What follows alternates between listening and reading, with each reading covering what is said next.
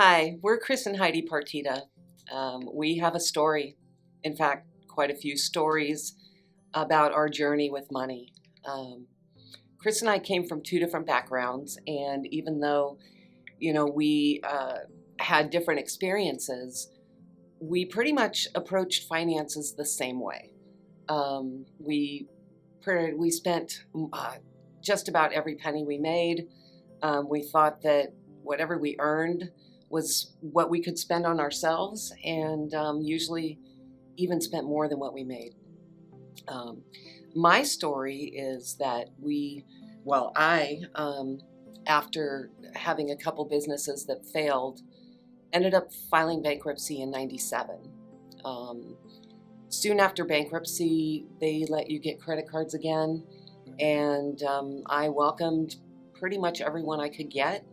At the time, my daughter was 4, and there never seemed to be enough money to go around. Um, then, a couple years later, I had gotten tired of renting and decided that I needed to buy a home. And because of the bankruptcy, I had no savings, really no credit. No bank would qualify me.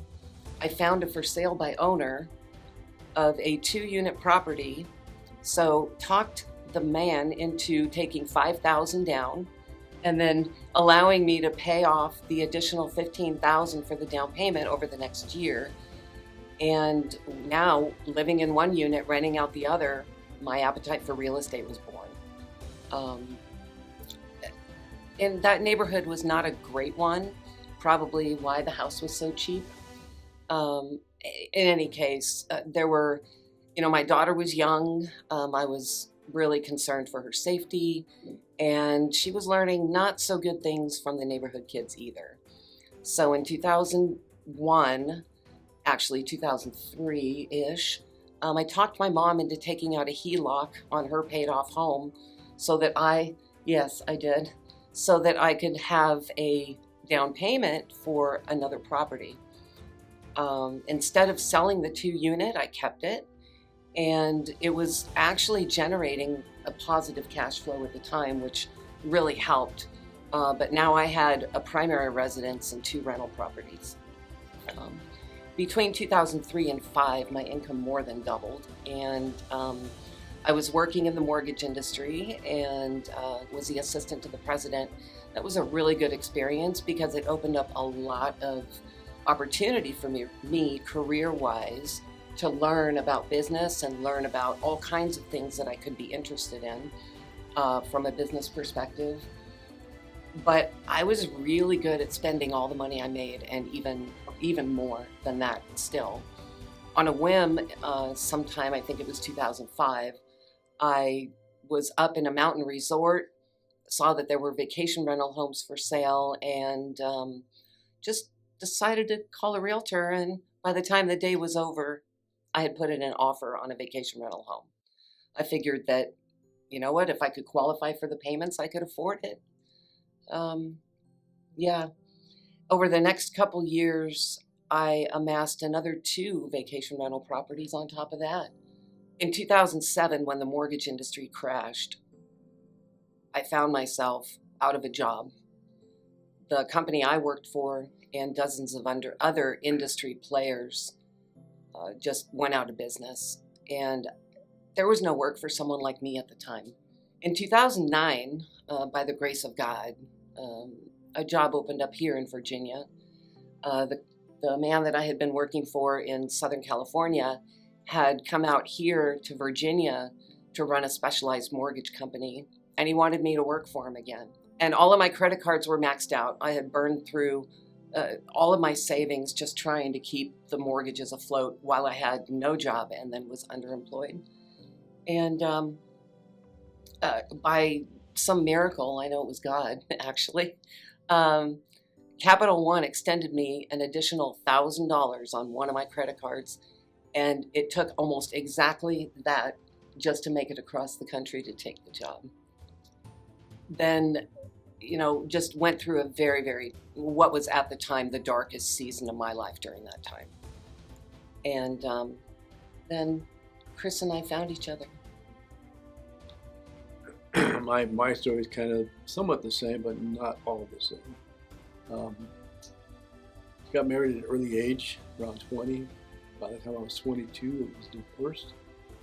Pretty much because of immaturity and the lack of, conversation, and we had no idea how to use money. And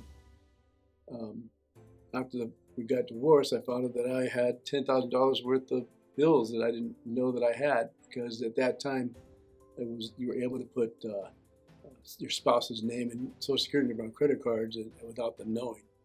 So it took me just roughly about a year to pay that out. I had no life. I went nowhere, did nothing, just went to work. And at that time, I was in the union going through school. So school, work, home, pay bills, that's all I did. It was about 3 years down the line, I got remarried.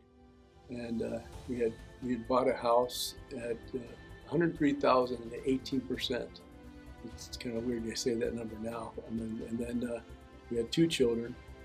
And among that time, they had a deal where you could write off the interest on your credit cards and your interest on your cars, your new cars.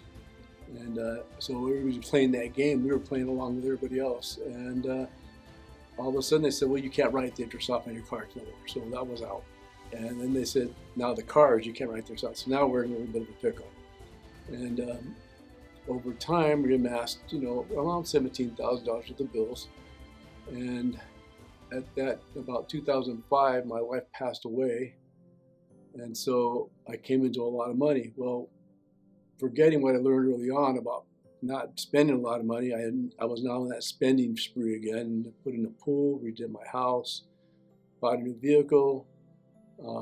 But then I thought, hey, cabin sounds like a nice thing, a part-time rental plus my house. And so I reached out to Heidi because she had cabins. So the heck. So I went ahead and got into the cabin rental system. And before I knew it, I was, backwards, upside down. I was going backwards in everything. But I was still telling myself, I'm okay. I can do this. So I decided I'll take early retirement and I can work on the cabin and the house and have my retirement coming in. And in a year's time, I saw that more money was going out than coming in. Plus, by that time, I acquired probably 5 more young adults that had nowhere to stay. They got kicked out by their family or whatever. So now I had 7 children, my 2 and 5 young adults. And I had to short sale my house in Muscatine because I couldn't keep up with that payment. And now I live in a 2-bedroom, 2-bath cabin in the mountains with 7 young adults and trying to make ends meet, cut down every tree in the forest to make up for the difference as far as the wood and doing side jobs. So it boiled down to the bottom line was I couldn't afford that either, and I had to claim bankruptcy, and I hated every minute of it. When Chris and I got together in 2012, we were just about $1.2 million in debt. Just about 300, maybe almost 400,000 of that was non-mortgage debt. We had every type of debt that you could think of.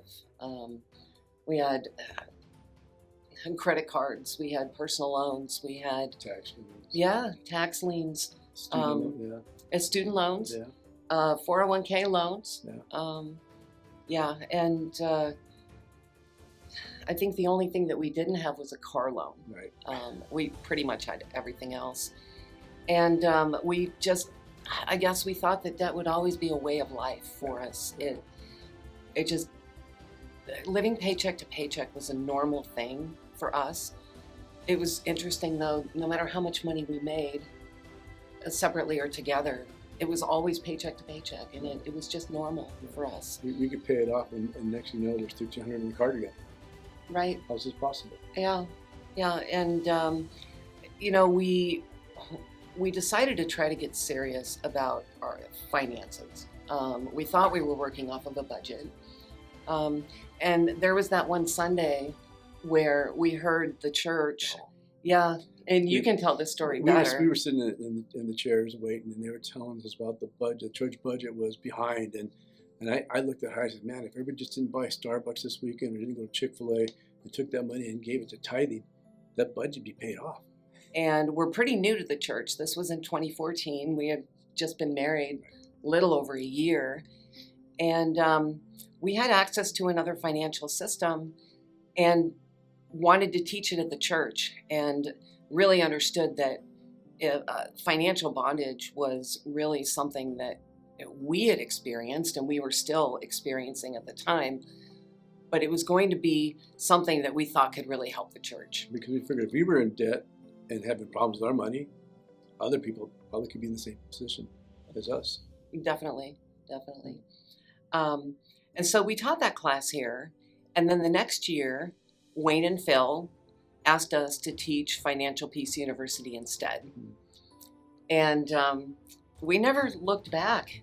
We realized that even though that we thought we were working off of a budget, there were so many different pieces missing. And there were so many things that we hadn't even thought of. The class material actually taught us what the Bible says about handling finances in God's way. And we realized that none of it belonged to us. You know, all of the resources that God had given us were given to us to manage for His glory and not for our own. And we started to get serious and just put one foot in front of the other. And we started spending less than we made, which was a really, really big step for us. Mm-hmm. But there were just a lot of things that we needed to learn about interacting with money. Mm-hmm. And just, we're so thankful. God was so gracious with us. Yeah, and along with that, learning the finances, it taught us how to, conversation changed quite a bit, because you had to be transparent with everything you did. You just couldn't not do something and not tell the other person what's going on, because that's all budgeted out. Right. And so there's a process for that, and it helped us grow together more as a family through finances. Believe it or not, it was kind of, you don't believe that, but when you really get down to it, and you really start putting things on paper, you find out exactly where the holes in the bucket are, so to speak. Right. Yeah. And coordinating the classes was a really, really big help for us. It took us 4 more years to really get to a point where we had all of our non-mortgage debt paid off. Right. And that was it seemed like a really, really long journey. Coordinating the classes helped because it kept us focused. And I mean, if we were going to coordinate the class, then we needed to at least do the work.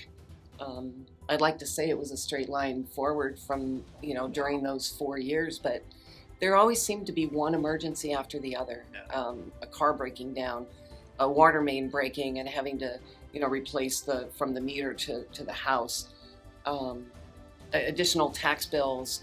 And I mean, to the tune of over $130,000 in those 4 years was additional emergencies. And we didn't have a fully funded emergency fund at the time. So it was tough. Things went back on credit cards, and even while we were going through the class. But eventually, by God's grace, in 2019, everything was paid off. We had finally been able to sell our last California homes and buy the home that we have out here. Yeah. And we like to say that God was very, very, very patient with us. Yeah. He looked down and said, "Oh my gosh, here they go again." Gabriel, that's going to hurt. So, oh my gosh. So today we call our mess is our message. Yeah. To help others get out of their financial burdens. Well, I think, if there was one thing that I would want people to get out of our story is there is hope. When it seems hopeless, there is hope, and you can find freedom. We found freedom. Actually, we didn't. God gave it to us so freely. You can find that freedom in learning what God has to say about money. And we did it.